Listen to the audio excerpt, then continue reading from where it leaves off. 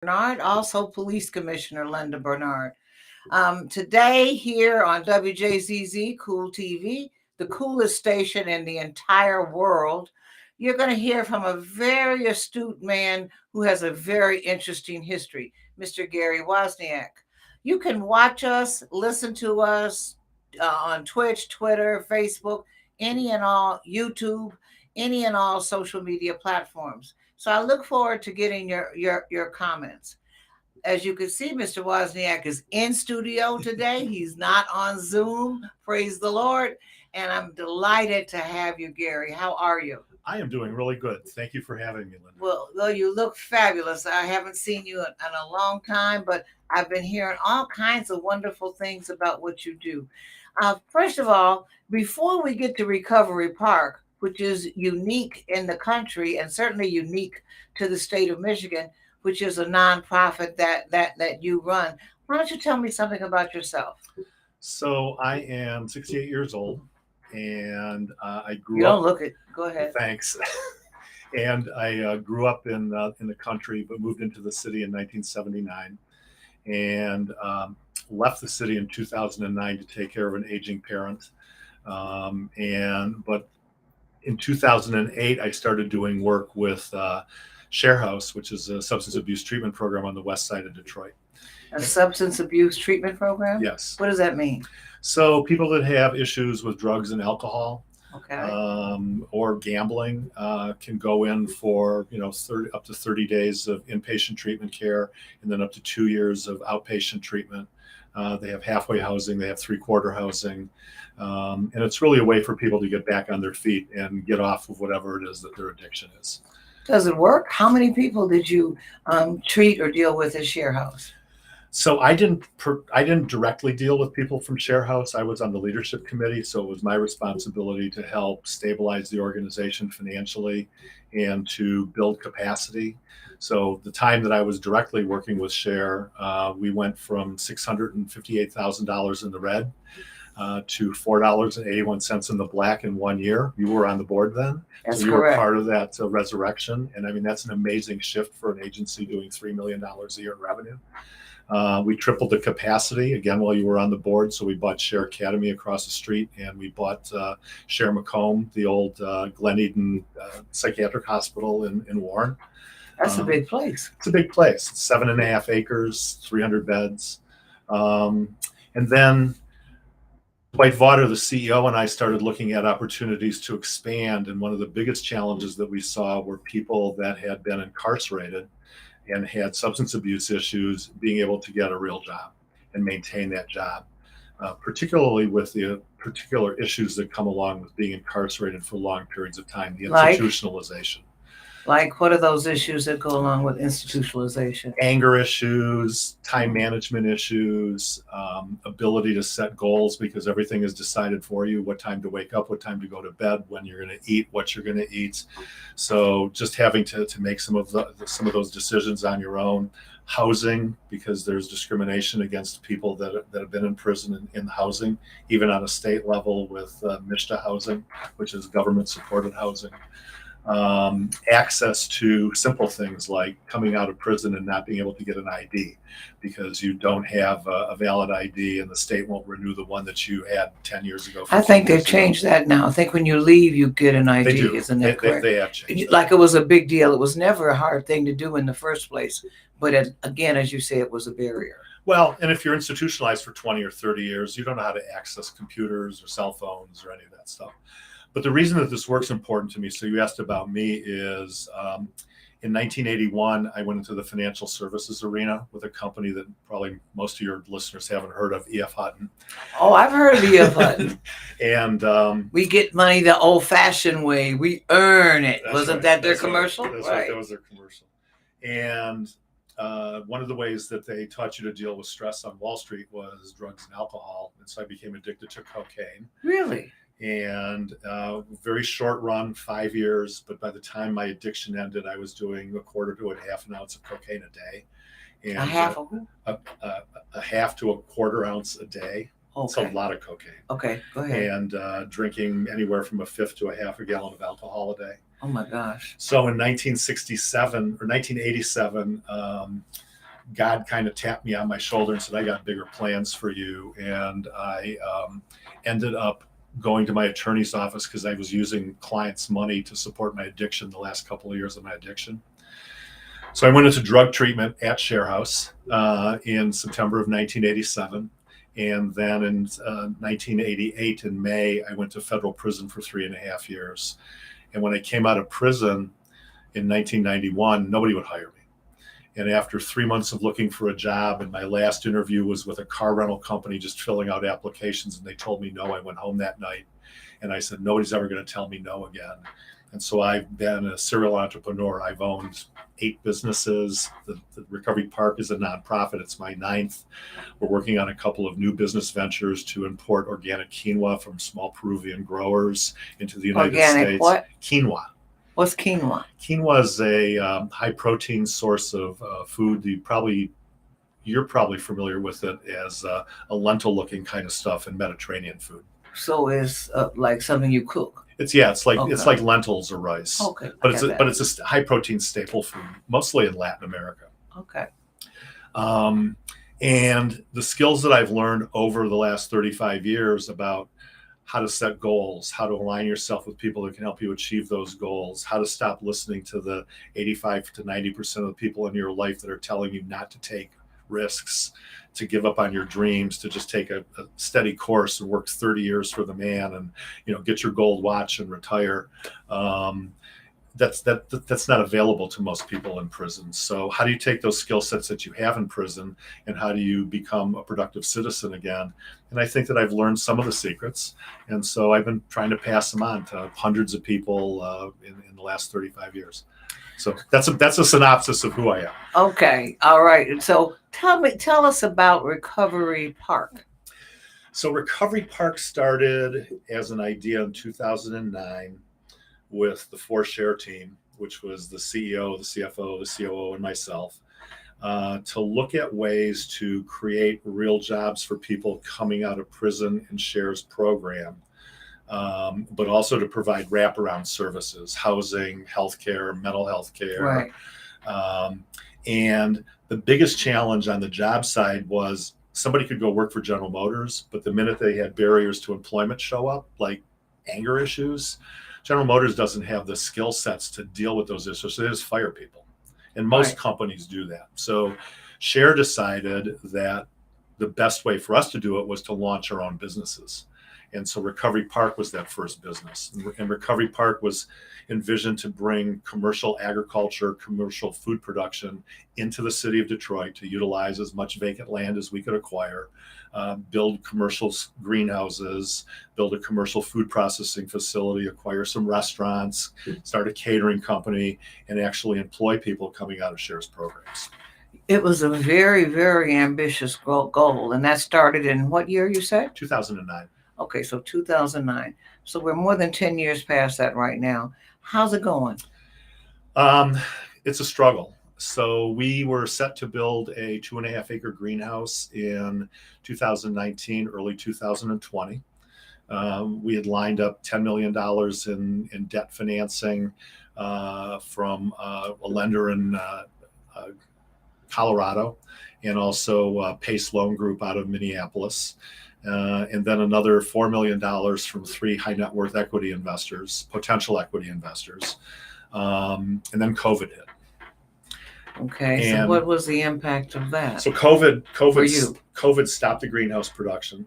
We mean stop the construction or stop the whole planning? It stopped the whole planning process. So our ability to get the greenhouse here from the Netherlands. From the Netherlands? Yeah. Okay. Well, so the Netherlands are I love Amsterdam now, so you're talking my talk now. So the Netherlands are the #1 space in the entire world for indoor growing of anything: tomatoes, cucumbers, lettuce, peppers. But that's not even, not to divert from what we're talking about, but that's not even a climate, if you will, that's conducive. I mean, it's pretty cold in the Netherlands. It's northern Europe. It is pretty cold, and that's one of the reasons that they developed the indoor agriculture. But the other reason is because 60% of the country is below sea level. And so the land that they have, they needed to make it more productive than just open air fields. And so they became the go-to experts on indoor growing. Really? So we teamed up with a group of people, a group of builders from the Netherlands to build the greenhouse. We had the plans already drawn. We were working with the city of Detroit to get the permits. We already had the land acquired. We'd done all the environmental studies. We'd had groups come out and take a look at all the infrastructure and everything. And then when COVID hit, I mean, the entire country shut down. Unfortunately. And yes, unfortunately. Very unfortunate. And in that 2.5 to 3 years, supply chain became a real problem. So getting just the steel and the glass to build the greenhouse, to get the construction crew, because it's a highly technical skill set. Oh, I didn't know that. And there aren't a lot of people in the United States that can build a greenhouse. So just importing the crew here became a problem. And then the way that we buy food and the food that we eat changed during COVID too. So a lot of people were going out to restaurants and they were ordering, food, and people were cooking at home, and the vegetables that we were going to grow, which were leafy greens, were in high demand. COVID, because people were locked in, people were eating at home, they were doing food delivery. But when you get food delivery, you normally don't order a salad. No, you normally I like hot food. You normally order comfort food. So you're going to order the meatloaf dinner or pizza or Chinese or something like that. So it really changed the dynamics of the produce industry. And then as COVID started to wane, I started going back to people with that wanted to build a greenhouse, and they're all excited to build it. But then I had to start rebuilding the marketplace for the product. And I didn't have any revenue coming in. And yes, we borrowed money from the Small Business Administration, and yes, we got PPP money, but that doesn't go very far. It doesn't go very long. And we literally can't tell the city of Detroit that. Well, they got millions and millions. I know. They need to start spending. I mean, it's just, that's a whole nother show. Right, but go ahead. I'm listening. So we're at the point now where I don't know what direction Recovery Park's going to take. We're on a very shoestring budget. We are battling legal issues on a number of fronts, with the Michigan Economic Development Corporation as being number one. They gave us a $750,000 forgivable loan. We met all of the requirements for the loan except creating 6 new jobs. Those 6 new jobs did not get created because of COVID lockdowns and our inability to build a greenhouse. We have since reopened. We have 11 people on our payroll now, but they decided to use the Attorney General's office to sue us to demand payment on the forgivable loan. They wouldn't forgive the loan, and they have a judgment against us for $750,000.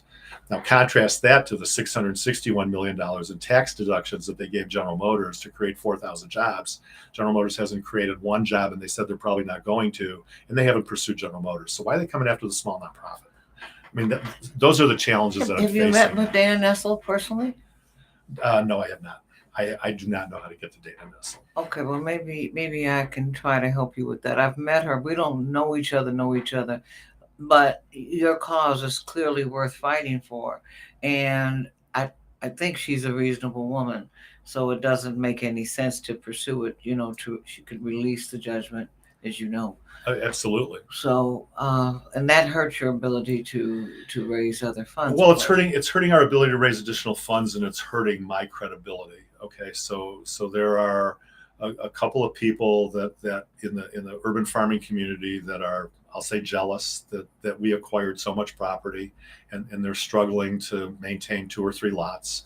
And they continue to throw stones at the successful people in the space, and they're using that as a weapon against me on social media. Crabs in the barrel sort of syndrome. They don't want you to make it because they can't make it, and they are not like you. They're not as big as you are. Well, and I refuse to be one of the crabs in the barrel. Well, I agree with that. How many? I want to own the barrel. I heard that now. How many acres or properties do you own? We have 347 properties. Okay, and about how many acres is that altogether? It's about 40 acres. Okay, that is a real farm. Yeah, and it's mostly here in the Shane Ferry neighborhood. Which was abandoned by the city years ago, but was very famous during the 60s and the 70s. Oh, yeah, it was a hot, thriving neighborhood. hot spot. Yeah. As a matter of fact, in the 60s, I used to come here with my grandparents because they had a farm, and we used to sell at Shane Ferry Market.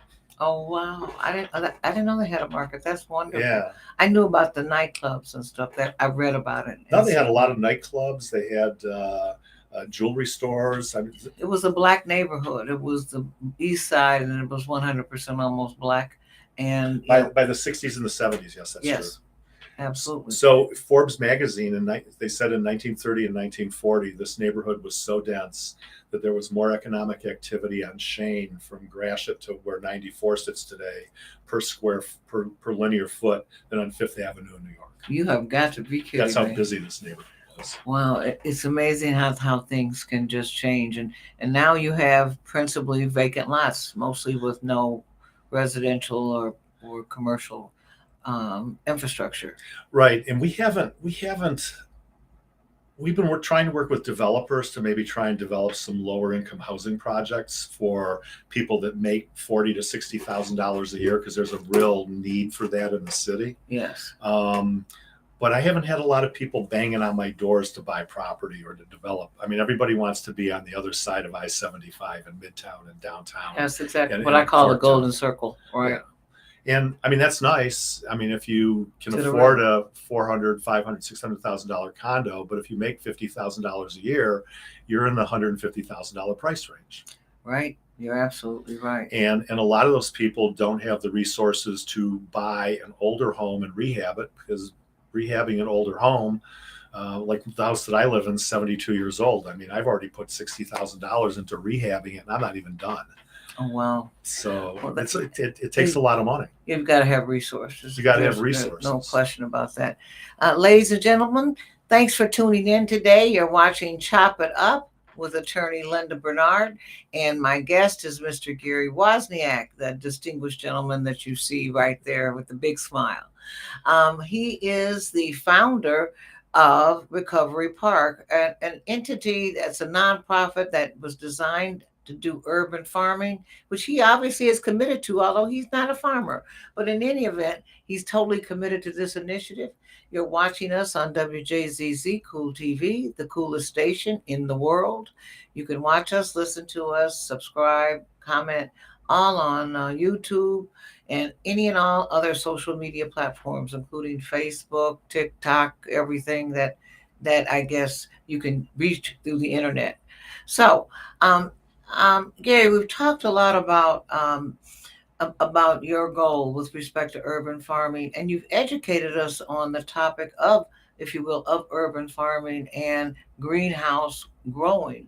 I had no idea, because when I've been to Holland, you fly in, you see the tulips, you see the windmills. I had no idea they were the number one source for urban, for greenhouse farming, which really in the world. That's amazing.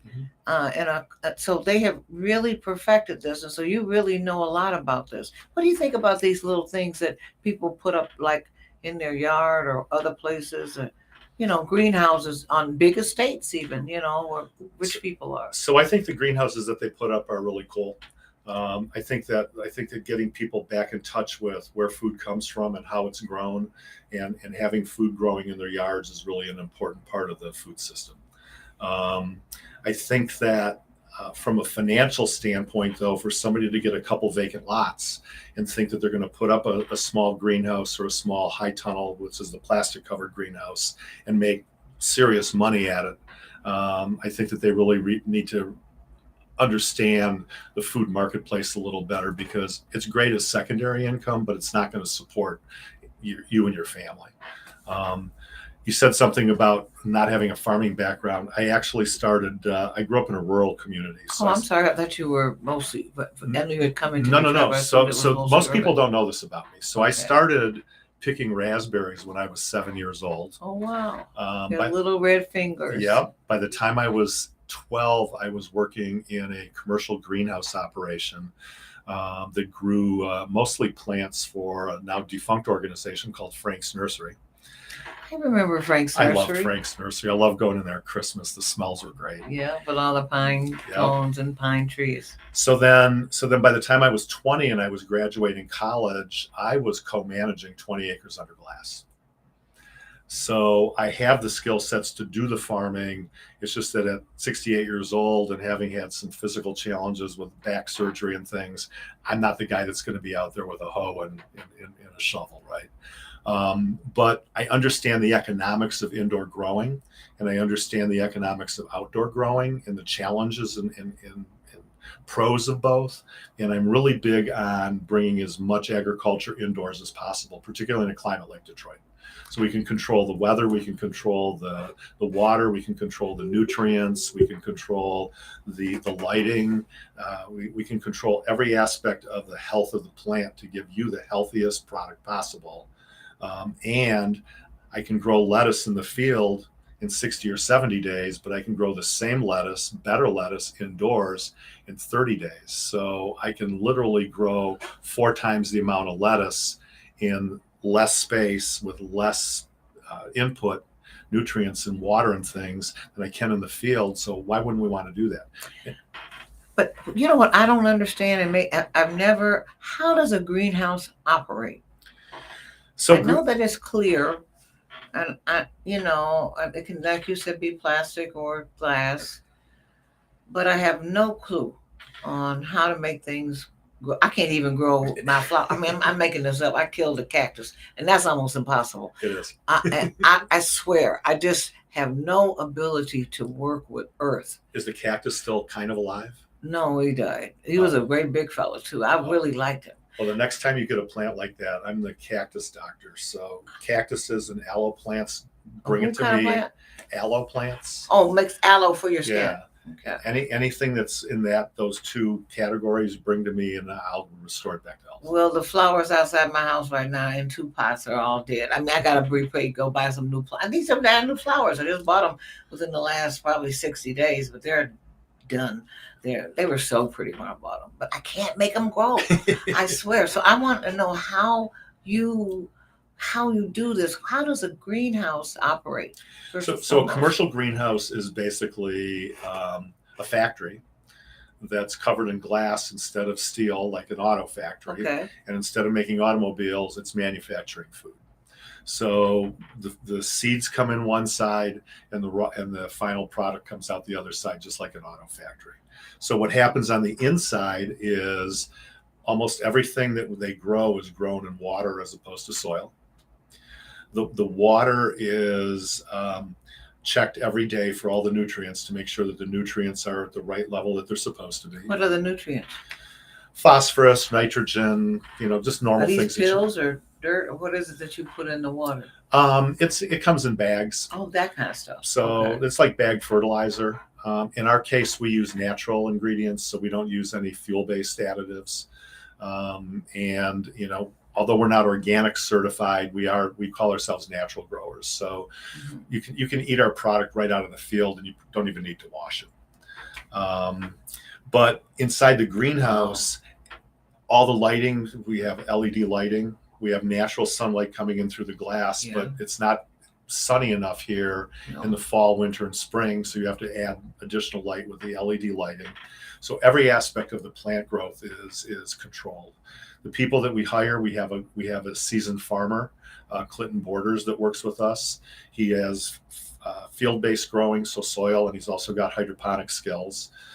We will hire an additional, more experienced person to work with him if we build another greenhouse. So right now we're looking at indoor growing of garlic, specialty garlics. Specialty garlics. So there's garlic. So there is, when we go to the store and we buy garlic, we buy white garlic. Yeah. There's 800 varieties of garlic. Oh, come on. Most people don't know that. I know. There's garlic that tastes like lemon. There's garlic that tastes like cherries. There's garlic that tastes like plums. There's garlic that tastes like blueberries. I mean, it still's got a garlic taste, but you can taste the fruit or the vegetables. So we're looking at, can we grow it efficiently in a greenhouse and make money at it? So far, we've taken a 9-month growing cycle down to 4 months. We've got to get it down to 3 months in order for it to be successful. So we're kind of experimenting with it a little bit. So you're telling me in your other life you are a scientist? I'm not a scientist. Yes, you are. If you're changing formulas and making things different colors and different flavors, that's science. So the actual flavors and colors are natural. So we just don't get it in this country. So when we go to Myers, or we go to Kroger's, or we go to Glory Supermarket, they have white garlic there, right? Most of that's coming from China and India. And if you've ever opened up a garlic, sometimes half the cloves are dry, right? That's because the garlic, by the time it gets here, is old. It's already 4 to 6 months old. Growing garlic locally, I can literally sell you garlic that was picked 3 weeks ago, because you got to dry it before you sell it. That was picked 3 weeks ago, so it's like really fresh garlic. It tastes differently too, I'm sure. And it tastes differently. You can taste the freshness. You can taste the pungency of it, right? So we're experimenting with that. We're also working with not growing in this country, but we're working with growing in Peru with small challenged farmers there. So again, that barriers to employment, and importing organic quinoa here into this country and bringing it into the Port of New York, and then bringing it to the Port of Detroit, bagging it here under the Recovery Park brand, and selling it through grocery stores, originally in like the tri-state area, and then hopefully on a national basis. How's that going? We're close to having the final numbers done. We've got a company that we're working with in Peru called Gusal, Gusal, and Gusal is going to fund the operation. Cool. The farmers are giving us the product on consignment, which means we don't pay for it till we sell it. Correct. And we're working with a couple of grocery store chains. I can't mention their names yet, but buying our products. So we think that by the end of this year, you'll see Recovery Park quinoa on the shelves. Oh, that'll be wonderful. Yeah. And you say this is a staple, very much like rice.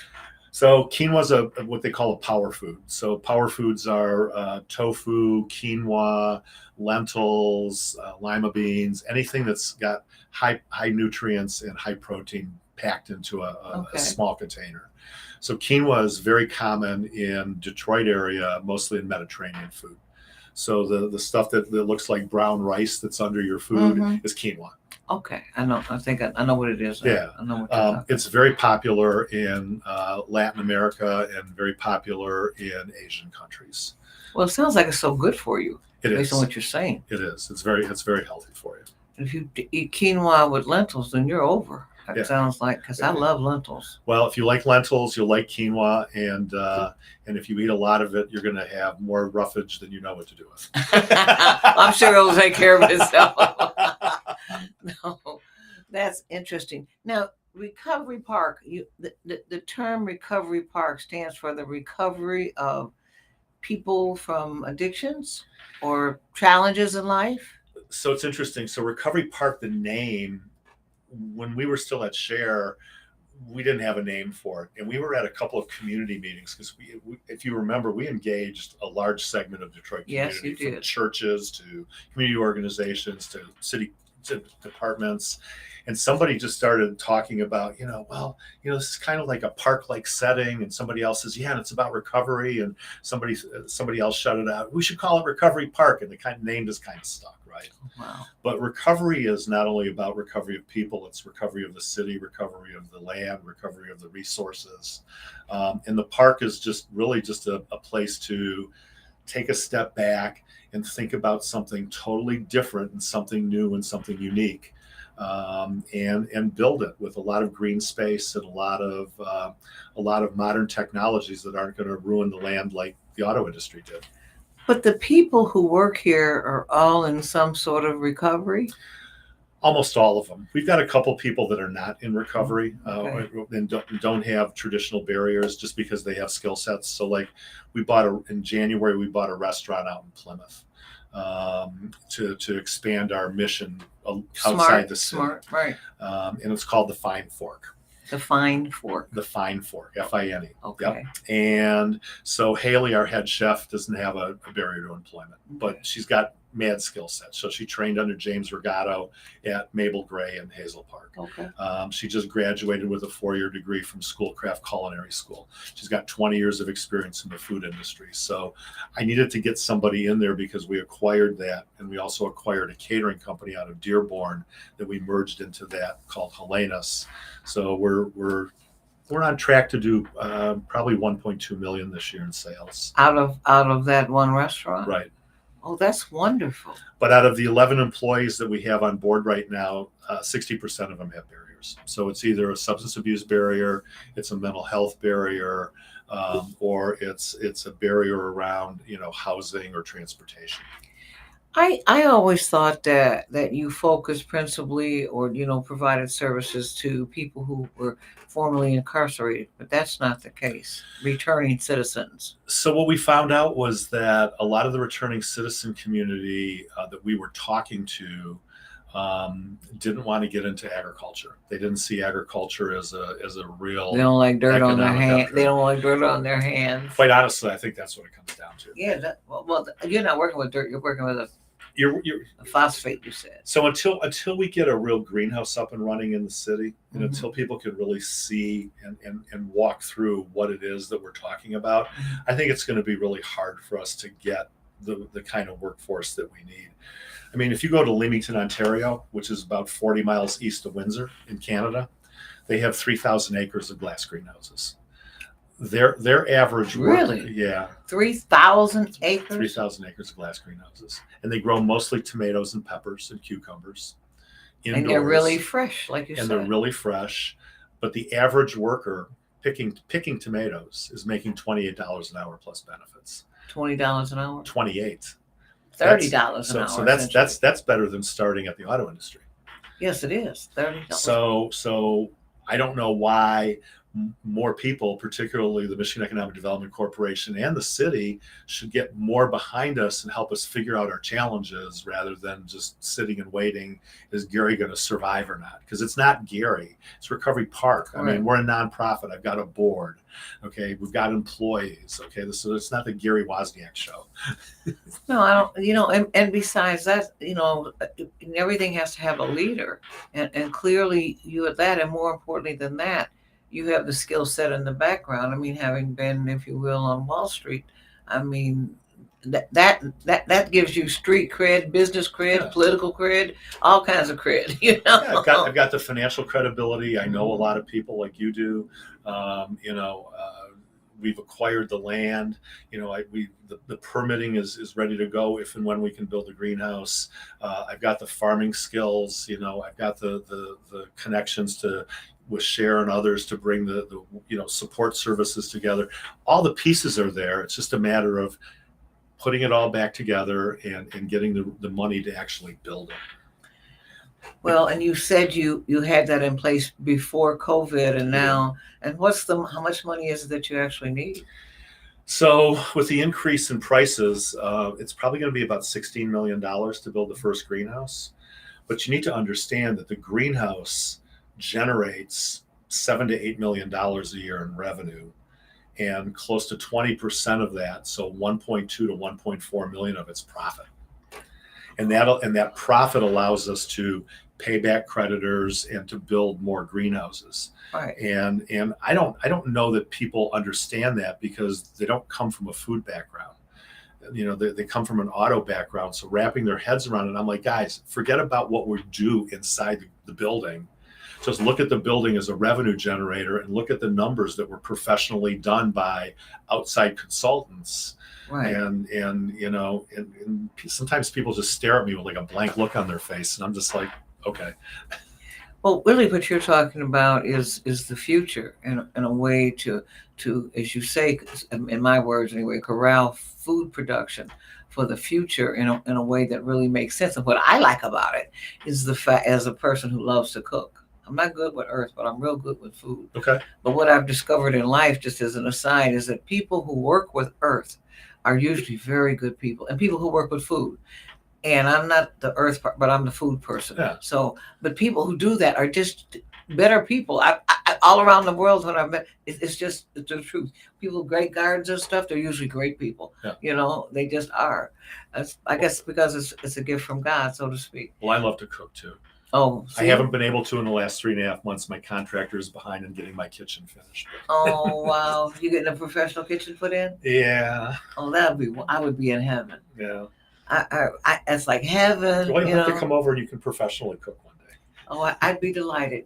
Thank you so much for the invitation. Yeah.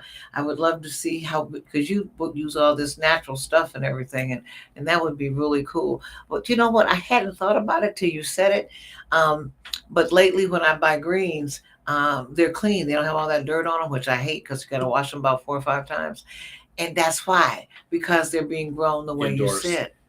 I mean, I'm like, I don't need to wash them but once, no more 3, 4 times. It's amazing. So 30. Did you just explain? Is they grown in water? In water. So 30 years ago, most of the tomatoes that we ate were field grown, right, in soil, and they came from California, Arizona, and Mexico. Okay.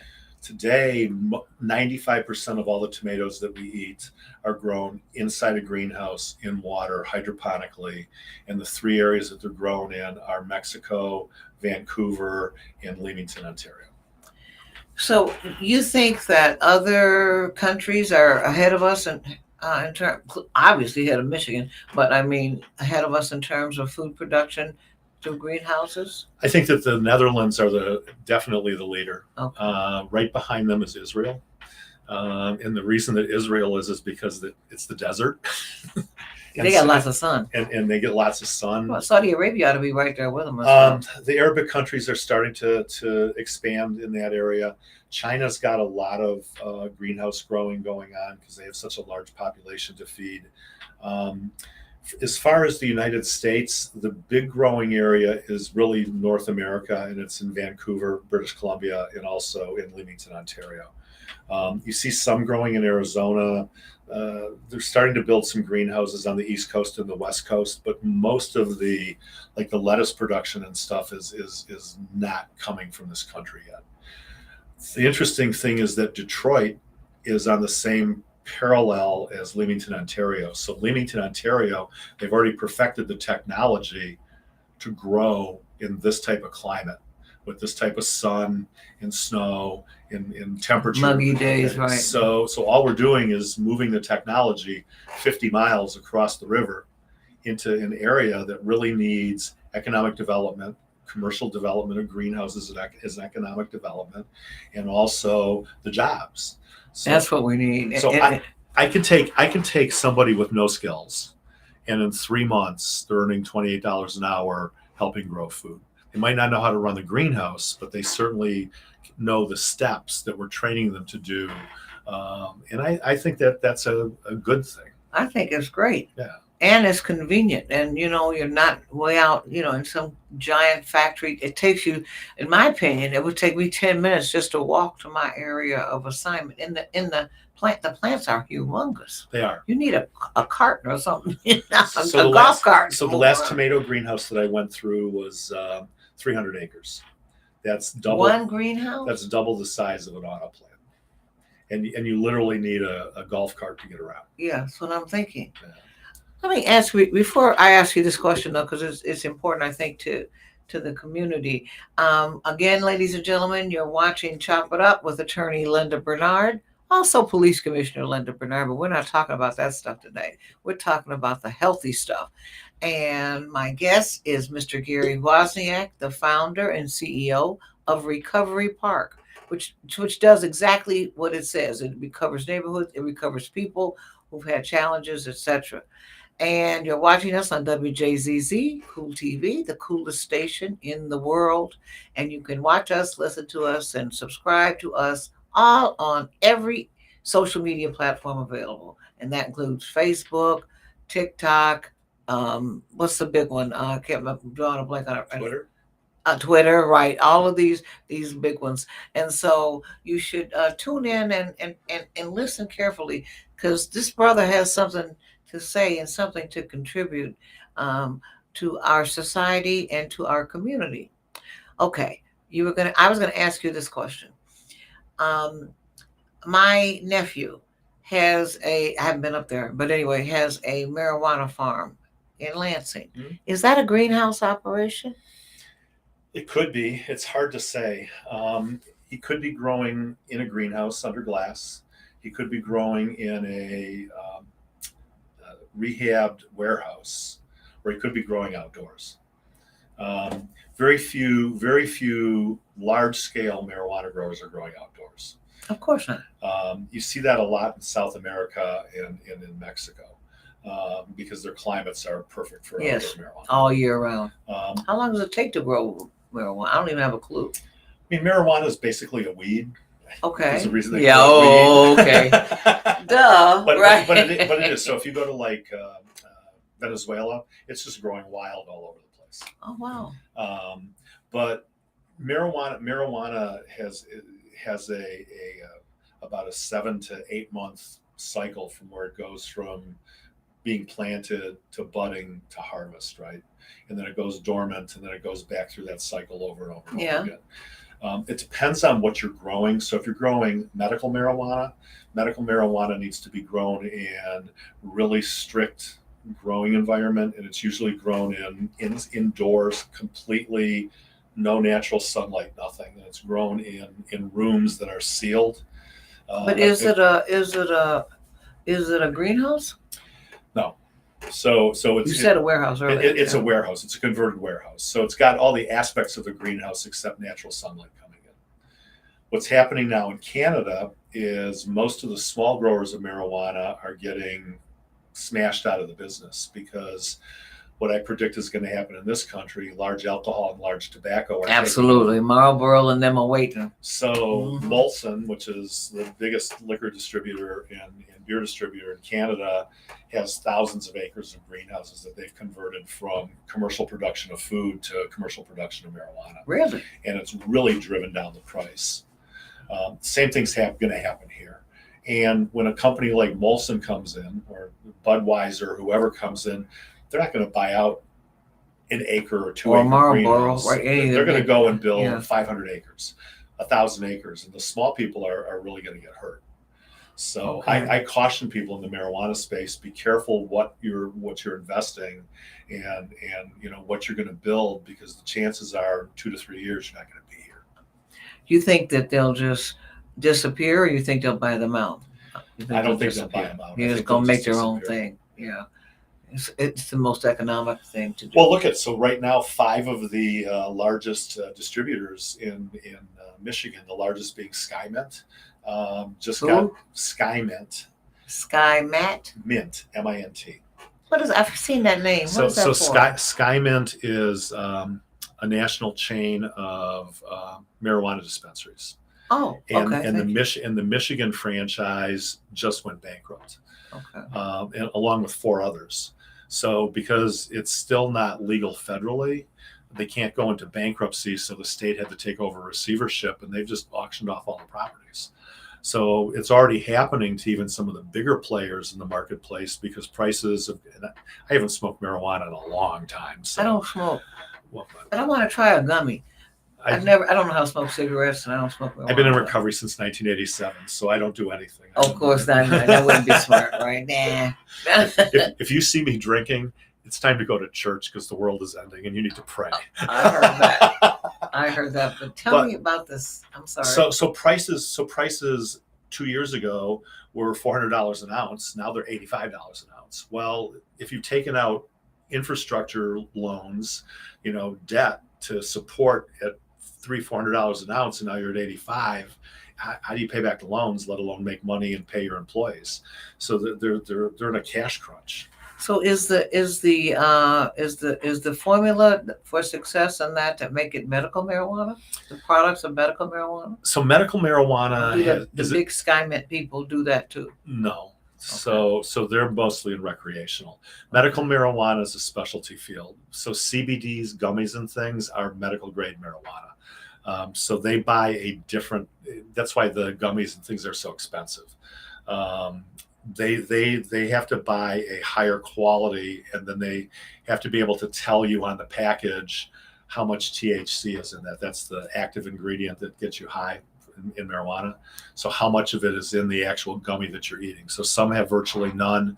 Some have as much as smoking a marijuana joint. And they have the range in between. So medical marijuana is also for medicinal purposes, for pills and oils and ointments and things that doctors can prescribe. So there's a real marketplace. There's a real niche for that.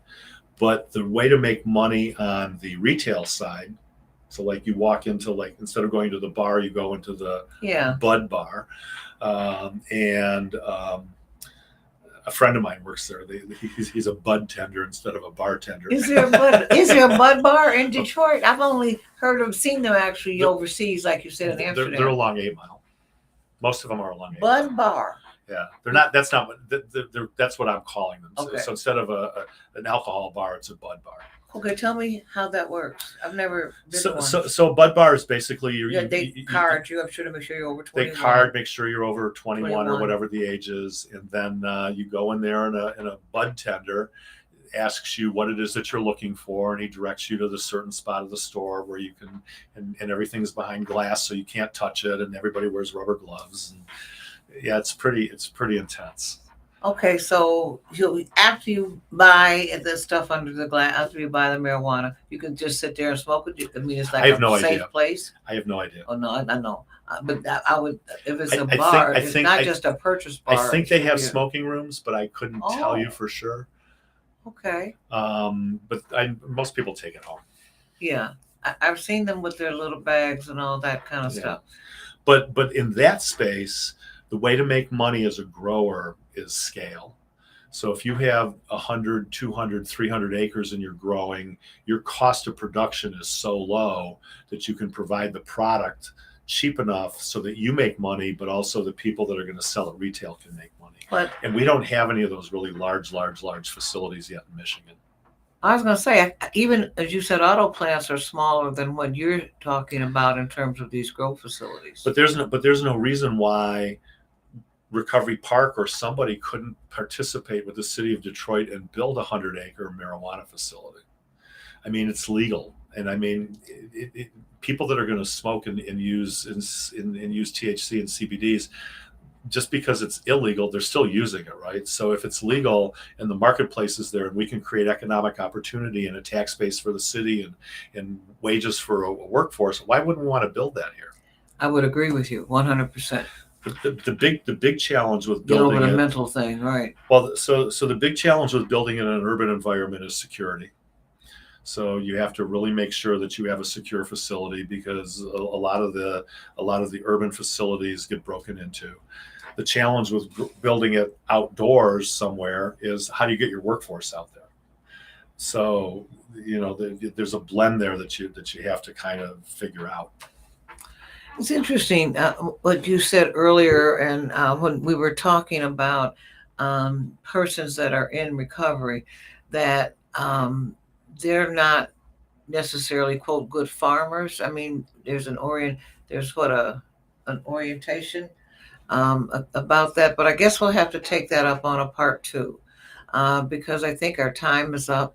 I want to thank you, Mr. Gary Wozniak, for enlightening me and enlightening everyone who's watching this about the industry of growing, if you will, and growing in greenhouses. I had no idea, but I'm so happy about it because my greens are clean. I already said that. I mean, I have no idea. It's like manna from heaven for me to be able to get vegetables that I don't have to scrub. Well, and that's because of men like yourself. Thank you for having me on the show, and it's great to meet up with you again. It's been a while. Thank you, and it's a pleasure seeing you. Thanks again, ladies and gentlemen, for watching Chop It Up with attorney Linda Bernard and my very famous guest and very enlightened gentleman, Mr. Gary Wozniak of Recovery House, Detroit. Thank you. Oh, it's good to see you.